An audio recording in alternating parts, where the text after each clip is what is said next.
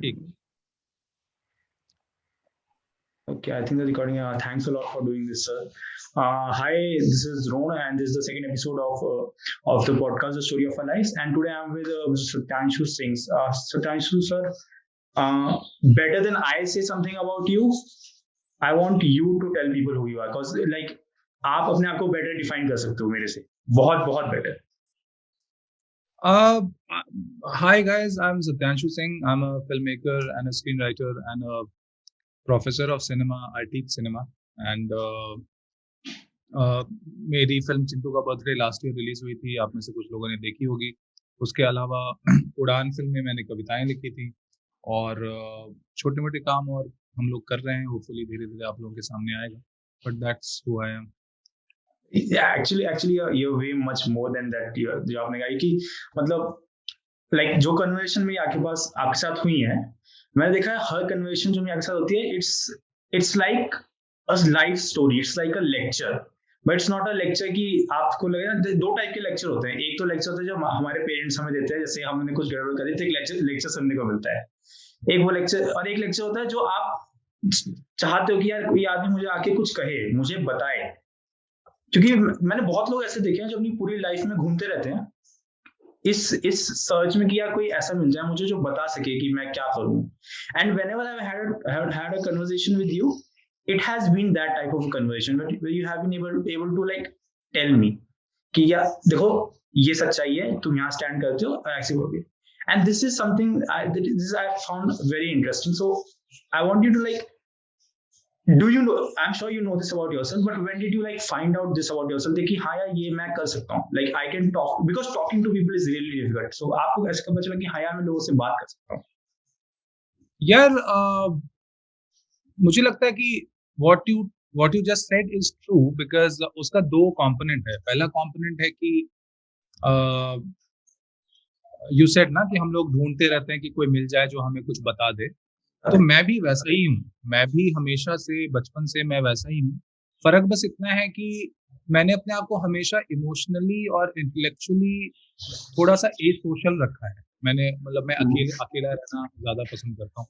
तो उसके कारण किताबें और खुद से पढ़ना, खुद से समझना, खुद से सोचना, वही मेरा बचपन से रहा है और that has been as old as I can remember. मतलब मुझे याद है कि मैं क्लास फोर्थ में मुझे सुबह सुबह उठा देते थे मेरे बाबा कि सुबह 4:30-5 बजे उठता था मैं पढ़ने के लिए, क्लास फोर्थ में। और और होमवर्क वगैरह तो मैं एक दिन पहले खत्म कर लेता था शाम तक। तो अगले दिन स्कूल जाने के पहले अगर मुझे उठाया है तो मैं कोर्स का नहीं पढ़ता था। अच्छा, मैं ज्योग्राफिकल एटलस वगैरह पढ़ता था। अब बताओ सुबह 5 बजे उठ के ज्योग्राफिकल एटलस क्लास फोर्थ का बच्चा पढ़ रहा है, तो काफी नर्डिश लगता है सुन के, बट मजा बहुत आता था मुझे। तो एक तो वो है, आई थिंक मैं खुद हमेशा से वैसा रहा हूँ। अब जब मैं दूसरों से बात करता हूँ और दूसरों को जब मैं कुछ शेयर करता हूँ तो उसके पीछे भी इंटेंशन मोस्टली रहता है कि जितना मैं अपना पढ़ा शेयर करूंगा ना उतना मुझे वो याद रहेगा।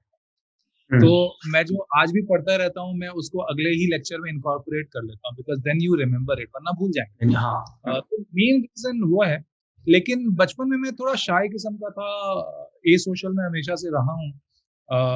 अभी ऐसा है कि मैं सोशली ऑकवर्ड नहीं हूँ, मैं लोगों से बातचीत कर सकता हूँ बहुत ही कॉन्फिडेंटली।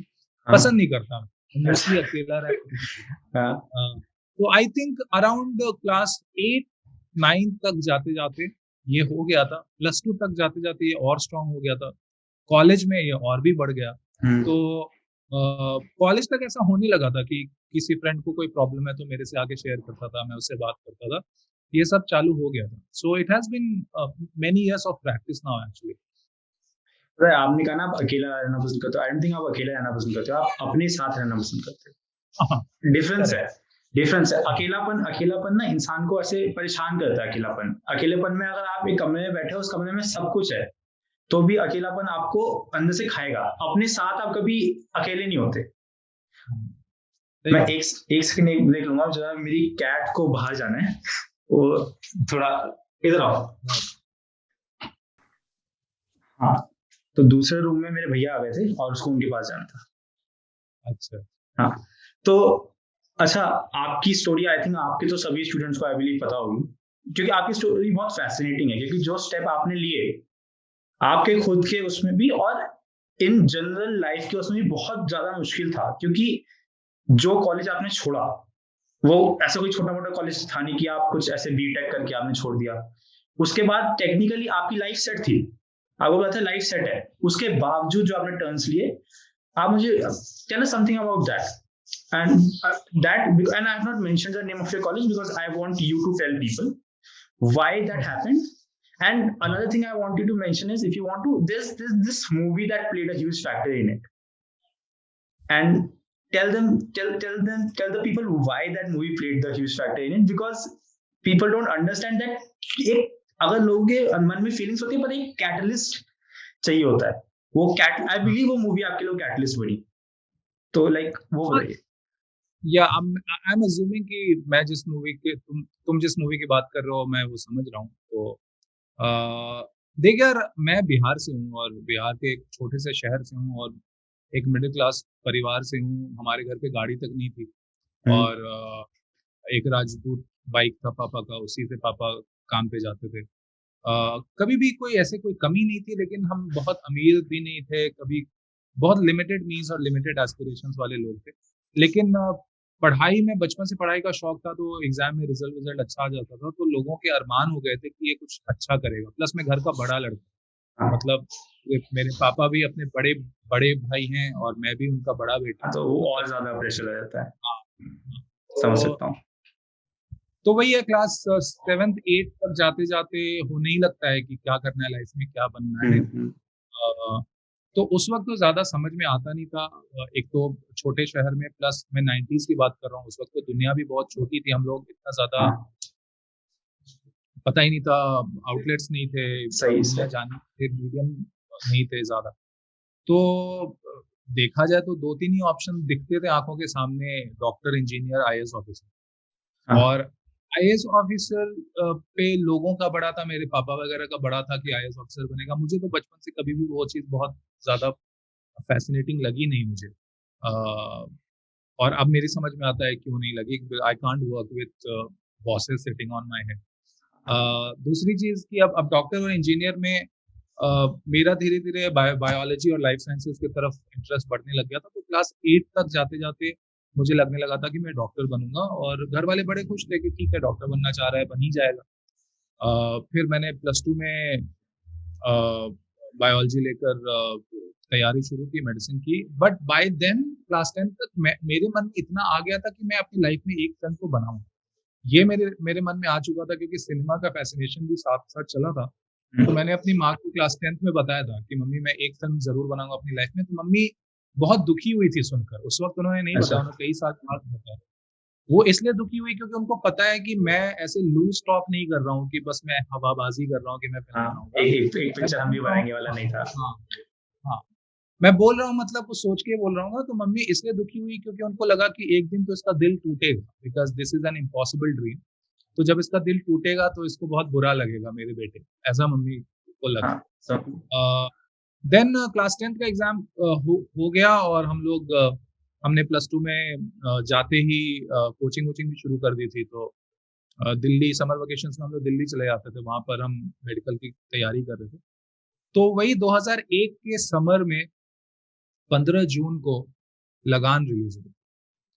और जब मैंने लगान देखी पीवीआर प्रिया में, वो रात में कभी नहीं भूल सकता। हम लोग दिल्ली के, क्योंकि पीवीआर प्रिया दिल्ली का उस वक्त का सबसे अच्छा थिएटर, और दिल्ली के सबसे अमीर से अमीर लोग वहां पर आकर फिल्म देख रहे थे हमारे साथ। हमारे पास ज्यादा पैसे नहीं थे, किसी तरह हम वहां पहुंच गए थे देखने। और मैंने देखा कि एक कहानी है जो कि it's literally like a mythological tale, it's like a fantasy that's being unfolded, because it's so unreal, that's unfolding in front of the screen, and hundreds of people are sitting together belonging to different social economic groups and perhaps even professions and cultures. और वो कहानी गांव के किसानों की कहानी, ऐसी भाषा में बात कर रहे हैं, मुझे तो लग रहा था पता नहीं लोग समझ भी रहे होंगे दिल्ली वाले ये जबान या नहीं समझ रहे होंगे। And then I saw the magic of that story, कि कैसे पूरी जनता पर उस कहानी का असर होते हुए जब मैंने देखा। ऑल्सो अब now when I look back I see कि हमारा सिनेमा जो मेन स्ट्रीम हिंदी सिनेमा है, हाँ हिंदी सिनेमा अपने आप में हमेशा कुछ ना कुछ अच्छा बनाते रहे हैं हम लोग हमेशा से हाँ हिंदी हाँ सिनेमा में 20s में भी 80s में भी 90s में भी। लेकिन मेन स्ट्रीम हिंदी सिनेमा में लेट 80s और 90s तक आते आते काफी प्रॉब्लम आ गई थी। और हम्म, क्राफ्ट जो हम कहते हैं सिनेमा का, वो क्राफ्ट के मामले में हम लोग बहुत ही कमजोर थे। तो आज today when I look back I know कि क्या फर्क था। बट उस वक्त मुझे समझ में नहीं आ रहा था, मैं तो जस्ट क्लास 10 का एग्जाम दिया था मैंने। मुझे समझ में नहीं आ रहा था कि ये क्यों इतना अच्छा है, हम्म, वाई इज लगान सो ग्रेट, मेरी समझ में ही नहीं आ रहा। फिल्म खत्म हुई, सबको बहुत पसंद आई, मेरे दोस्तों ने मेरे से पूछा कि तुझे, क्योंकि सबको लगता था कि मैं फिल्म बफ हूँ, मैं फिल्म क्रिटिक हूँ, दोस्तों के हाँ बीच हाँ हाँ हाँ कम्युनिकेशन हाँ हो गया था। तो उन्होंने मेरे से पूछा, तो मैंने बोला यार मेरी तो समझ में नहीं आ रहा है कि जो हुआ ये क्या हुआ। तो लोगों ने बोला कि नहीं नहीं ऐसा कुछ नहीं है, मतलब अच्छी फिल्म थी, वैसा भी कोई बहुत बड़ी बात नहीं है। हाँ मैंने बोला नहीं यार ये कुछ अलग है, मुझे अभी समझ में नहीं आ रहा है, मुझे दोबारा आना पड़ेगा इसको देखने के लिए, मैं कल फिर आऊंगा। और हम्म, वो होता नहीं है, मतलब उस वक्त ना बहुत बड़ी बात होती थी कि तुम बैक टू बैक 2 दिन फिल्म देखने जाओगे, फिल्म बच्चे देखने तैयार जाओ, हाँ नहीं होता होते वो। हैं। वो मैं समझ सकता हूँ वो तो जो प्रॉब्लम होती है ना कि हाँ भाई लगातार 2 दिन पिक्चर देखेगा, क्योंकि बहुत से एक तो बहुत सारे सवाल आते हैं भी, 2 दिन में पिक्चर ज्यादा पिक्चर देखने लग गई, पढ़ाई लिखाई इतनी करनी, और फिर पैसे भी अपनी जेब से देने होते हैं। बिल्कुल, बिल्कुल। तो अगले दिन तो मैं नहीं जा सका, लेकिन उसके अगले दिन मैं गया। हम्म, और इस बार मैंने फ्रंट रो में बैठा मैं, और हम्म, फ्रंट रो में कॉर्नर सीट पे बैठा, बिल्कुल कॉर्नर में जो आप दीवार से टेक लगा के बैठ सकते हाँ हो, वहां बैठा, जिससे कि मैं ऑडियंस भी देख सकूं और मैं स्क्रीन को भी देख सकूं, मैं हम्म, दोनों चीजें देख सकूं। हम्म, क्योंकि इस बार मुझे पता है कहानी में क्या होने वाला है, ऑडियंस को नहीं पता, क्योंकि ज्यादातर लोग पहली बार देख रहे हैं। पहली बार। तो मैं उनकी शक्ल देखता था कि इन पे अभी होगा रिएक्शन, और फिर वो होता था रिएक्शन। तो हम्म, मैंने वो जो सेकंड बार जब मैंने देखा, वो एक एक ऑलमोस्ट एक क्रिकेट स्टेडियम बन गया था सिनेमा हॉल। लोग हम्म, मतलब उछल उछल कर तालियां बजा रहे थे, खड़े होकर चीयर कर रहे थे। हम्म, तो उसका बहुत बड़ा इम्पैक्ट हुआ। और फिर जब लगान ऑस्कर्स में गई, तो मुझे अचानक पता चला कि यार ऑस्कर्स में इंटरनेशनल फिल्में जाती हैं, और इंटरनेशनल फिल्म में लगान जैसी फिल्म हार जाती है। तो नो नो मैंस लैंड जो जीत गई थी, मैंने वो देखी, एमिली देखी, इस तरह मैंने वर्ल्ड सिनेमा देखना शुरू किया। और अचानक मेरी आंखें खुल गई इस दुनिया में, जो कि इतनी अमेजिंग दुनिया है फिल्मों की। तो इसलिए लगान का तो बहुत बड़ा रोल रहा। और बोल फिर रहा आगे है। चल के जब मैं राइटिंग सीखने लगा और डायरेक्शन सीखने लगा और पढ़ाने लगा, तो फिर लगान वापस लौट लौट कर आने लगा, क्योंकि उस it's almost like a textbook for me. तो and then to answer your question further, मेरा +2 के एग्जाम देते देते ही मेरा एएफएमसी पुणे में सिलेक्शन हो गया, आर्म फोर्सेस में, जो कि It's इंडिया a के big top deal. Medical college. Which is a pretty big deal for people to know. It's like it it's is like IIT Bombay type के सिचुएशन मेडिकल के लिए। या इट इज अमल, ऐसे ही देखो ना कि उस हमारे समय में लगभग 1 लाख लोग बैठे होंगे, हाँ और लगभग 125 लोग सिलेक्ट हुए। तो तो काफी ऑब्वियसली। टफ है। हाँ और it is the only medical college जहाँ पर इंटरव्यू भी होता है अच्छा सिलेक्शन के लिए। इंटरव्यू होता है, साइकोलॉजिकल एनालिसिस, आपका साइकोलॉजिकल असेसमेंट होता है बहुत। उसका सिलेक्शन वो सिंस वो आर्म फोर्सेस का कॉलेज है, तो उसमें हम्म काफी उसका सिलेक्शन प्रोसेस लंबा होता है। हम्म तो करीब 1000 लोग इंटरव्यू के लिए आए होंगे, और उसके बाद फाइनली 125 लोग के करीब सेलेक्ट होते हैं। तो बिना एक ही साल ड्रॉप किए मेरा सिलेक्शन हो रहा था इतने अच्छे कॉलेज में, और वहां पर एजुकेशन फ्री है, पैसा भी नहीं लग रहा था पापा को। तो there was no reason for me to refuse it. हाँ एक तरह से तो सपना ही साकार हो रहा था ना डॉक्टर हाँ बनने हाँ का। और वहां पर पढ़ाई करने से क्या होता है कि पूरा एजुकेशन फ्री है, 5 साल आपका, आपके यूनिफॉर्म फ्री है, किताबें फ्री, स्टेथोस्कोप फ्री, मेस में खाना फ्री, ओएटी में हम लोग, ओपन एयर थिएटर था, हम लोग हफ्ते में 2 मूवी देखते थे, वो भी फ्री, स्विमिंग पूल, अच्छा अकोमोडेशन, सब कुछ अच्छा था वहां पर। और सब कुछ पूरी तरह से फ्री था। तो अ, घर वालों के लिए भी बहुत अच्छा था, बहुत 5 साल अच्छा जो था। सपना देखते थे कि अब हमारा बच्चा डॉक्टर बनेगा और आर्मी में मेडिकल और ऑफिसर। फौज में अफसर डॉक्टर, इट्स लाइक दो चीजें एक साथ। एक तो कि बच्चा फौज में जा रहा है, बच्चा डॉक्टर बन रहा है, तो काफी काफी बड़ी बात थी ये। और उस टाइम के हिसाब से तो बहुत, और भी बहुत ज्यादा बड़ी बात है कि ज्यादातर लोग बहुत नहीं बड़ी, बनते थे। हाँ हाँ, बहुत बड़ी, और मेरे घर के सिचुएशन के हिसाब से तो बहुत ज्यादा बड़ी थी। तब तक हम लोग तब तक हम लोग गरीब हो गए। तब अच्छा तक ऐसा हो गया था कि पापा मुझे महीने में 1500 रुपए से ज्यादा भेज नहीं पाते। अच्छा। तो मतलब उसी 1500 रुपए में मैं अपना फोन का बिल, मूवी देखने जाना है अगर, या कैंटीन से कुछ खाना है, मतलब ऐसे तो मेस का खाना फ्री था, लेकिन कभी एक दिल करता है ना कि कैंटीन में खा लें, एक समोसा ही खा लें, ये तो सोचना पड़ता है। कौन सी ईयर की बात है लगभग? ये 2003 से लेकर 2008 की बात है। ओके, 2003 से 2008, ओके। तो बट एएफएमसी में क्या हुआ कि एएफएमसी में एक्स्ट्रा करिकुलर एक्टिविटीज को बहुत बहुत। एनकरेजमेंट, तो उसके कारण वहां पर मैं बचपन से म्यूजिक सीख रहा था, एएफएमसी में वो और आगे बढ़ा। पोइट्री में बचपन में थोड़ा बहुत करता था, एएफएमसी में जाके मैं काफी प्रोलिफिक हो गया, मैं हर दिन पोएम लिखने बैठता था। अच्छा। और हाँ, फिर एएफएमसी में मैंने इनफैक्ट उड़ान की जो पोएम है जूते कहाँ उतारे थे, वो मैंने एएफएमसी में ही अच्छा। वो कविता लिखी थी। और फिर मैंने शॉर्ट फिल्म्स बनाई एएफएमसी में ही, दोस्तों को लेकर शॉर्ट फिल्म्स बनाई। और अल्टीमेटली चिंटू का बर्थडे भी मैंने एएफएमसी में ही लिखा, फाइनल ईयर में। अपने लेक्चर हॉल में ही बैठकर मैंने बैक बेंच पर वो फिल्म को मैंने देखा। पेपर पेन से। और उससे क्या हुआ कि एएफएमसी एक तरह से मेरे लिए फिल्म स्कूल था, मतलब मैं वहां पर सिनेमा सीख रहा था। And as I told you कि मैं हमेशा मैंने अपने आप को सेल्फ सफिशिएंट पाया, तो मैं खुद ही में करके, पढ़ के, लिख के कर रहा था। And by the time I finished my MBBS, Chintu का बर्थडे लिखी जा चुकी थी। और मेरा जो छोटा भाई है दिवांशु, उसको हाँ। बॉम्बे आना अलाउ कर दिया घर वालों ने, क्योंकि बड़ा भाई सेटल हो रहा है तो बड़ा छोटे भाई सेट, को भी हाँ, टेंशन खत्म हो जाती है पूरी। हाँ, वो तो वो होता मेरा है। भाई बॉम्बे में 2005 से मेरा भाई बॉम्बे में था, 3 साल उसने यहाँ पर ही मास मीडिया में ग्रेजुएशन किया झारखंड में, बट उसका बेस्ट अच्छा। फ्रेंड बन गया, हाँ। सेम बैच में थे वो लोग। तो वहां पर दिवांशु ने फाइनली फिल्म इंडस्ट्री ज्वाइन किया एज एन एडी। और अराउंड दैट टाइम हमने चिंटू का बर्थडे लिख ली थी, तो अचानक लगने लगा कि सपना सच होने वाला है। अचानक लगा कि जो बचपन से जो इम्पॉसिबल ड्रीम लग रहा था, अब बिल्कुल हम दरवाजे पे खड़े थे उसके। उस पॉइंट पर अगर मैं फौज ज्वाइन कर लेता, तो मैं एटलीस्ट 7 इयर्स के लिए तो मैं दूर हो जाता इन सब दूर हो चीजों जाते से। हैं। हाँ। हम्म। और छोड़ने का मतलब था कि 15 लाख रुपए का बॉन्ड मनी पे करना था। और जो कि 15 लाख का बॉन्ड मनी आज भी यार आज मेरे की लिए भी नहीं, सब किसी भी मिडिल हाँ क्लास फैमिली के 15 लाख रुपए का हाँ बॉन्ड, अब तो और ज्यादा का हो गया होगा। पर उसके हाँ, साथ 15 लाख का बॉन्ड मनी आज के टाइम पे भी अगर आप किसी को बोल रहे हैं एक साथ देने को, तो क्या कुछ कुछ ना कुछ तो गिरवी रखना पड़ेगा इंसान को। हाँ, बिल्कुल। और यहाँ पर तुम 15 लाख दे रहे हो, और तुम आर्मी में जॉब छोड़ रहे हो, तुम मेडिसिन भी छोड़ रहे हो, तुम डॉक्टर होना भी छोड़ रहे हो, तुम्हारी कोई कमाई नहीं होगी, और तुम बॉम्बे जैसे शहर में शिफ्ट कर रहे हो। अच्छा। मतलब हर चीज ही इसके अगेंस्ट था, और घर की भी हालत बहुत खराब थी। तो इट वाज ऑलमोस्ट लाइक कि ये पॉसिबल ही नहीं था, और घर से भी किसी ने सपोर्ट नहीं किया। बट मेरे दोस्तों ने मेरी बहुत मदद की, और मेरे करीब 24-25 दोस्तों ने मिलकर पैसे जोड़ जोड़ कर लाखों रुपए इकट्ठा किए, जिससे हम्म। कि मैं कॉलेज छोड़ सकूं और मैं बॉम्बे में लाइफ शुरू कर सकूं। तो मेरे दोस्तों ने एक्चुअली, मतलब starting from Tanmay Bhatt to my school friend, जिनके साथ मैंने लगान देखी थी, जिनको मैं स्कूल में कहानियां सुनाता था, इंक्लूडिंग माय कॉलेज फ्रेंड जो फौज में नए नए ऑफिसर बने थे, सबने जितना कर सकते थे सबने थोड़ा थोड़ा कंट्रीब्यूट किया, और इस तरह करके मैंने अपनी लाइफ बॉम्बे में शुरू की अपने भाई के साथ।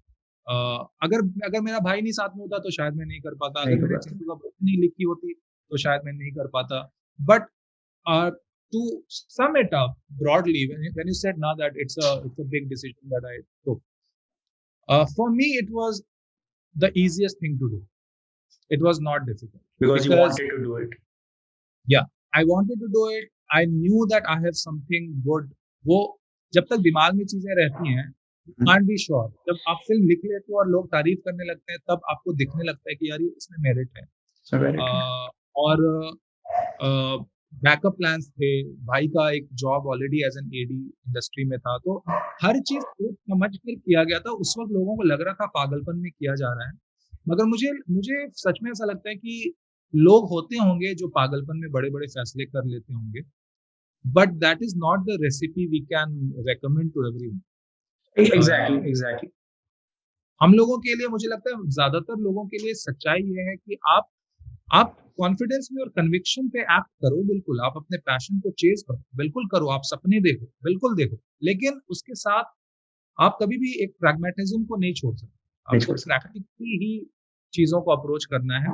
और मुझे लगता है कि हमने हमेशा से किया, मतलब मुंबई में फर्स्ट 2-3 साल तो हर दिन मेरे जेब से जितना खर्चा होता था मैं उसका हिसाब रखता था। मैं एक पेस्ट्री भी खाने जाता था, सोचता था आज नहीं खाऊंगा, कल खा लूंगा या शायद अगले हफ्ते खा लूंगा। तो हम्म। बहुत सोच समझ के काम किया गया है, और इसीलिए मुझे लगता है कि आज मैं इतना खुश हूँ, क्योंकि मुझे नहीं लगता कि कभी भी मैंने कोई जल्दबाजी में या जोश में या जुनून में आकर डिसीजन लिया। और हमेशा मैंने सबको साथ लेकर चलने की कोशिश की। मम्मी पापा मेरे पे नाराज थे, लेकिन मैंने बहुत कोशिश की कि मैं उन पे नाराज ना हूँ। हम्म। तो हाँ, ultimately I think it is that clarity of thought which enables us to take such decisions. Yeah, you're right. Like two things में दो चीजें तो मैं बहुत अच्छे समझा। एक ये कि जब भी कोई इंसान बहुत बड़ा बनता है तो उसके पीछे एक बहुत बड़ी टीम रहती है लोगों की जिसने उसको सपोर्ट किया है। हमें जैसे अगर हम मान लो हम क्वेंटन टैरेंटिनो को ही लेते हैं, हमें आज वो पिक्चर बनाते दिखता है, कहता है क्या पिक्चर बना रहा है वो। पर उसके वो टाइम से कि वो एक स्टोर में काम करता है, उसका स्टोर ने उसको पिक्चर देखने के लिए वही रहने की जगह दी, और वो एक जो सीरीज ऑफ इवेंट्स होते हैं ना, लोगों का बहुत ज्यादा सपोर्ट बनता है, वो चल के ही आदमी आगे बढ़ता है। तो एक इंसान को बड़ा बनने के लिए आई थिंक दोस्तों की, बहुत अच्छे दोस्तों की बहुत जरूरत होती है। क्योंकि दोस्ती के बिना ना आप वही अकेलापन, और अपने साथ वाला वही अकेलापन तब होता है जब आपके दोस्त नहीं होते, और आप खुद के भी दोस्त नहीं बन पाते हो जब आपके दोस्त नहीं होते। ये बात बहुत इंपॉर्टेंट है। और एक चीज और, आपने प्रैग्मेटिज्म की बात करी थी, मुझे एक इंटरव्यू याद है, एक जॉर्ज सेंट पियर करके एक है, वो is like one of the greatest fighter. तो उसने कहा कि जब भी कोई मेरे को आके बोलता है ना, क्या कहते हैं कि मुझे फाइटर बनना है, तो मैं उसको पहला रिप्लाई करता हूँ कि मत बन। क्योंकि फाइटर बनने के लिए पहली बात तुम्हें यहाँ से थोड़ा सा पागल होना पड़ेगा, क्योंकि तुम्हें ये याद रखना पड़ेगा कि अगर मैं ये नहीं कर पाया तो मैं और कुछ नहीं कर पाऊंगा, और मुझे इसमें सफल होने के लिए इतना टाइम देना पड़ेगा कि मैं सिर्फ यही कर पाऊँ। तो अगर तो कुछ, और वो फिर वो यही कहता है, और ये डिसीजन मैं किसी को लेने को नहीं बोलूंगा, क्योंकि ये बहुत बहुत ज्यादा खराब डिसीजन है आप अपनी लाइफ के साथ लोगे अगर तो। क्योंकि अगर आपको 10 सक्सेसफुल लोग दिख रहे हैं तो उसके पीछे 1000 ऐसे लोग हैं जो बिल्कुल बर्बाद हो चुके हैं, क्योंकि उन्होंने अपनी लाइफ को ये नहीं सोचना कि if this doesn't work what will I do, which is a really important thing people should know. This is So now I have a question for you. So तन्मय के साथ दिवाजू सर साथ में आए, तो he started working at AIB, I guess, and उनके साथ शायद you also started working at AIB. Chintu का बर्थडे आपने लिख ली थी, और आई बिलीव आपने AIB में दिखाई भी होगी, बट काफी टाइम लगा उसको बनने में, क्योंकि AIB के साथ आप कब जुड़ गए थे? मतलब तन्मय को तो हम लोग 2005 से जानते हैं, तो हाँ। AIB हमारे आंखों के सामने बना। AIB के one of the earliest videos AIB के हम्म। देवांशु ने डायरेक्ट किए हैं। हाँ तो हाँ। तो पर उसके अलावा और भी लोगों के पास आप गए थे मूवीज लेके, वो एक्सपीरियंस कैसा था? क्योंकि एंड में प्रोड्यूस एआईबी ने करी, पर और लोगों के साथ, क्योंकि और लोगों ने प्रोड्यूस नहीं करी। And it's a really nice, I seen the film and we had a discussion over this also about some things that I wanted to know why you didn't add, and you told me this is why, and because it's a story for a child, it's a kid story, and it's not a story for grown up adults who doing things, it's a story of a child and his birthday, which I really found nice, because बच्चों की कहानी हमारी दुनिया में ऐसे सुनाई जाती हैं जैसे कि सिर्फ बच्चों के लिए, तो उसको डम इट डाउन कर दो, क्योंकि लोगों का मानना है कि बच्चे अलग है, जबकि मुझे क्या लगता है, बच्चे जो होते हैं, छोटे बच्चे, they are just like us adults. The only thing is that it takes time for them to understand things. वो अभी थोड़ा स्लो है, पर वो आ जाएंगे हमारे साथ, तो उनके लिए ज्यादा डम इट डाउन करने की जरूरत नहीं है, बस उसको टाइम देने की जरूरत है। तो आपने वो बहुत अच्छे से करा, आपने एक बच्चे की कहानी बड़ों के लिए सुनाई, और बहुत अच्छे सुनाई। ये बात बाकी के प्रोड्यूसर्स क्यों नहीं समझ पाए आपके हिसाब से? आई थिंक देखो, to be fair to them, मुझे लगता है कि जनरली लोगों ने हमें काफी एनकरेज किया। जनरली लोगों ने स्क्रिप्ट की बहुत तारीफ की, और बहुत सीरियस इंटरेस्ट भी शो किया बनाने को लेकर। मुझे बस लगता है कि दो चीजें हुई। एक तो कि हम लोग बिल्कुल ही यंग फिल्म मेकर्स, हमारा अपना कोई एक्सपीरियंस नहीं था ज्यादा, तो हम्म, मुझे लगता है एक तो वो भी थोड़ा डर रहता है। आज की डेट में मैं अगर चिंटू का बर्थडे से थोड़ा ज्यादा एक्सपेरिमेंटल और रिस्की फिल्म भी लिख दूंगा ना, तो हम्म, वो ज्यादा इजीली बनेगा, क्योंकि अब मुझे लोग जानते हैं, लोगों को लगता है कि मैं पुल ऑफ कर लूंगा। हाँ जी, तो एक तो वो भी था, फर्स्ट फर्स्ट टाइम फिल्म थी और हम लोग इनएक्सपीरियंस थे। वो तो उसी दौरान हमने अपनी कश्मीरी शॉर्ट फिल्म तमाश बनाई, जिसको काफी रिकॉग्निशन मिल गया, तो उसके कारण कम से कम वो क्वेश्चन हट गया कि इनको डायरेक्ट करना आता है या नहीं आता है। तो एक हम्म, तो वो भी था। हम्म, और दूसरी चीज, ये फिल्म रिस्की थी किसी के लिए भी, क्योंकि ये फिल्म 50 लाख या 1 करोड़ की फिल्म नहीं है।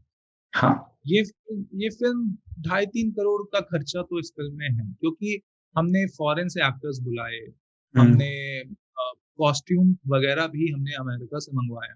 हम्म, मतलब हम यहाँ पर बैठ के नकली सा कुछ नहीं करना चाहते, नहीं हम सब कर, कुछ करना चाहते हैं। वो दिखता है, वो दिखता है, वो मेहनत हाँ दिखती है, वो मेहनत दिखती है। एक्टर्स की भी एक्टिंग से पता चलता है कि जो अच्छा एक्टर होगा वो ऑब्वियसली ज्यादा पैसा डिमांड करेगा, क्योंकि उसे अपने क्राफ्ट पे भरोसा है।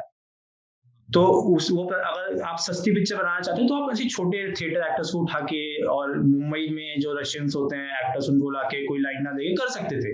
पर वो फिल्म नहीं बनती, वो एक क्या, एक पिक्चर बना दी है, देख लेना, ऐसा हो जाता। हाँ हाँ हाँ, और कैरिकेचरिस्ट हो जाता वो। हाँ, और ऑल्सो हमारे सारे एक्टर्स ने कम पैसे लिए, जितना वो डिजर्व करते हैं उससे कम पैसे लिए। हमारा क्रू भी आप देखोगे तो किसी भी फर्स्ट टाइम फिल्म मेकर को इतना अच्छा क्रू नहीं मिलता है। हम्म, हमारा डीओपी, हमारी एडिटर, हमारे साउंड डिजाइनर, यार हमारे साउंड डिजाइनर जो है वो शुजित सरकार, राजू हिरानी और संजय लीला भंसाली के साउंड डिजाइनर, और उसके बीच में उन्होंने हमारी फिल्म का साउंड डिजाइन किया है। चार चार नेशनल अवार्ड उनको मिल चुके हैं। वाओ, तो वाओ, ऐसे ऐसे लोगों के साथ आप फर्स्ट फिल्म में आपको नहीं मिलेगा ऐसा क्रू। हम्म, सबने कम पैसे लिए, लेकिन फिर भी सब बड़े बड़े लोग हैं, उनके कम पैसे भी ओवरऑल इतने कम बजट नहीं है। बढ़ता है। हाँ। हाँ, मतलब आप शू स्ट्रिंग बजट में नहीं बना सकते। और प्लस हमारा था, हमको सिंग साउंड बनाना था, हम डब नहीं करना चाहते थे। सिंग साउंड बनाने के लिए इंफ्रास्ट्रक्चर हमारे देश में ऐसे ही बहुत कम है। वैसे ही हमको करना, एक हाँ, एक स्टूडियो फ्लोर चाहिए था जहाँ हम सेट बना सकें, और हाँ, वो स्टूडियो फ्लोर बड़ा होना चाहिए जिससे कि पूरा घर उसके अंदर बन सके।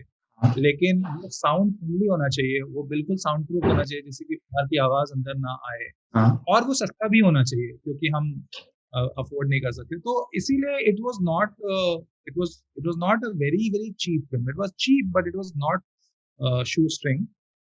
एंड दैट इज, और फिर हमने ये भी कॉम्प्रोमाइज नहीं किया। फिल्म में 40% डायलॉग इंग्लिश में है, हाँ, फिल्म में करीब 10-15% डायलॉग अरबिक भाषा में है। हाँ, हमने वहां भी कॉम्प्रोमाइज नहीं किया, वहां भी हमने बोला नहीं नहीं, हम तो लैंग्वेज में तो कॉम्प्रोमाइज करेंगे ही नहीं। तो ऐसे में किसी प्रोड्यूसर के लिए 2.5-3 करोड़ रुपए लगाना, मुझे लगता है कि इज बड़ी बात इज है। ऑलमोस्ट लाइक, हाँ, कि नहीं ये पैसा मेरा डूब जाएगा टाइप की कोई सोच हाँ, के। और एक्चुअली तन्मय वगैरह ने यही सोच के किया कि यार ये पैसा डूब भी जाता है हम्म, तो क्या फर्क पड़ता है, इतनी अच्छी फिल्म बनेगी, हम हाँ, सबके लिए तो बहुत अच्छी बात होगी कि बहुत भाई अच्छी अच्छी बात है। फिल्म बनेगी और लाइफ में और कमा लेंगे। हाँ, तो इसीलिए मुझे लगता है कि इंडस्ट्री में बहुत लोगों ने पढ़ा है, और कई लोगों ने तो यहाँ तक कहा कि विनय पाठक को छोड़कर किसी स्टार को ले लो तो हम बना देंगे। अच्छा, बट वो भी मैं नहीं करना चाहता था। विनय पाठक से हम बात कर चुके थे, विनय पाठक को बहुत पसंद था रोल, विनय पाठक बहुत ही really wanted to do the role. वहां कैसे छोड़कर हम किसी और के पास चले जाएं, मतलब वो नहीं हो, ठीक लगा। होता है वो एक एक इंटेग्रिटी, एक फिल्म मेकर की इंटेग्रिटी भी होती है कि एक तो जबान दे दिया, और ऐसा भी नहीं कि अच्छे एक्टर को जबान नहीं दिया, एक बहुत अच्छे एक्टर को जबान दी, उसके पास स्किल है, और उसको छोड़ के सिर्फ इसलिए चले जाए कि अगर किसी को स्किल के बेसिस पे रिजेक्ट करें तो समझ भी आता है। सिर्फ इससे रिजेक्ट करें कि भाई वो पिक्चर बना लेगा, मैं इसलिए तुझे नहीं ले रहा हूँ, तो वो अच्छा या भी नहीं या लगे। अगर रोल में सूट ना कर रहा हो बंदा, हाँ, हाँ, पर्सनालिटी उसके रोल में ना सूट कर रहा हो, तो हाँ, भी मैं समझ। हाँ, सिर्फ लेकिन विनय पैसे, पाठक रोल के लिए बिल्कुल मतलब परफेक्ट थे। परफेक्ट से उनकी एक्टिंग बहुत बहुत अच्छी एक्टिंग थी उनकी। लाइक वो बहुत कन्विंसिंग थे एक ऐसे इंसान के रूप में जिसके पास फिलहाल कुछ नहीं है सिवाय होप के, होप और अपनी लाइक विल की हाँ भाई सब ठीक हो। उसके अलावा क्योंकि उस इंसान के पास कुछ नहीं है उस टाइम पे, ना पैसा है ना सिक्योरिटी है, और उसके अपने ही घर में जो उसकी थोड़ी बहुत इज्जत थी उसके साथ भी उससे खेला जा रहा है लगातार। तब भी तब भी वो जो इंसान, वो जो कैरेक्टर है, उसने जिस तरीके से उसने बिहेव करा उसके बावजूद, वो बहुत मुश्किल है किसी भी एक्टर के लिए करना, क्योंकि लोग कहते हैं कि भाई वो ये देखो कोई सीन होता है इसमें इंसान रो रहा है, वो कहते हैं कितनी अच्छी एक्टिंग कर रहा है और रो रहा है, बट मुझे लगता है कि रोने का सीन एक्ट करना आसान है, इतना मुश्किल नहीं है। कुछ बहुत ज्यादा इमोशनल सोचा हुआ है लोग, मुश्किल तब है जब कोई ऐसा सीन है इसमें कोई भी रोएगा पर आपका कैरेक्टर रो नहीं रहा है, वो मजबूती दिखा रहा है, वो सीन करना मुश्किल हो जाता है बहुत ज्यादा। असली एक्टिंग वहां पता चलती है जहां पे आपको अपने इमोशंस को काबू में रखना है और तब एक्ट करना है। मेरा मेरा मेरा ये मानना है। चलिए सर, बहुत ही अच्छा लगा मुझे आपके साथ इंटरव्यू करके, एंड इंटरव्यू तो नहीं था, पॉडकास्ट था, इंटरव्यू नहीं कहूंगा मैं, and this is to remind everybody also, this is not an interview, we are purposely trying to have a conversation here, और आई होप आपको भी अच्छा लगा ये बात करके मुझसे। अच्छा लगा मुझे, थैंक यू सो अरे मच नहीं, it was my pleasure actually, it was really my pleasure, like so people have been asking me who are you going to call next, and I was telling them, so there's a filmmaker and I really think you'll like him, you'll like when I talk to him, and then people are like okay, we are looking, so अभी जब ये podcast में upload करूंगा तो I think काफी अच्छा आएगा, reaction आएगा, और आपकी एक आध वर्कशॉप आ रही है, अगर आप उसको पिच करना चाहे तो। हाँ, मैं इनफैक्ट तुम अपलोड कब करोगे मुझे पता नहीं, आई थिंक मैं इसको आज रात तक अपलोड कर दूंगा, आज रात कल सुबह तक अपलोड कर दूंगा। अच्छा, तो संडे को ना 16 में संडे को शाम को 5 बजे से मैं फिल्म डायरेक्शन पर एक वर्कशॉप ले रहा हूँ 4 घंटे का। हाँ। और वो वर्कशॉप का सारा पैसा कोरोना वायरस चैरिटी पे जाएगा। मैं अच्छा, वो पैसा अच्छा। वो निशा फॉर ऑक्सीजन करके इंस्टाग्राम हैंडल है, Nisha for oxygen, Nisha for oxygen ना, निशा मैं इन्फॉर्मेशन मैं नीचे बायो में डालूंगा, आप सब जो भी इस वीडियो को देख रहे हैं, आप सब बायो में जाके एक बार उस पर क्लिक करिएगा, and do sign up for, because Satyanshu sir is an amazing teacher, and you will have fun like being taught by him, and that's thing I will not say for everybody, because great teachers are very few, and you should do it. And what was the name? nisha.art for oxygen, ये नाम है। अच्छा, nisha.art for oxygen, निशा नाम है, मेरी friend है, वो पहले मेरी स्टूडेंट थी। अच्छा, उसका इनिशिएटिव है आर्ट फॉर ऑक्सीजन करके। तो उसी में एक सीरीज ऑफ लेक्चर्स है, फ्राइडे को अविश मैथ्यू का लेक्चर है, संडे को मेरा लेक्चर है, उसके बाद और भी लोग करेंगे। ये सारे लेक्चर का सारा पैसा कोविड चैरिटी को जा रहा है, तो उसमें आइए, उसमें बहुत मजा आएगा। आई सी यू गाइस ऑन संडे। चलिए, मैं सारे लिंक्स बायो में डाल दूंगा ताकि लोग एक्सेस कर सकें। और thanks a lot for doing this, and I hope we do this again someday. Thanks a lot. Yes, thank you. Thank you.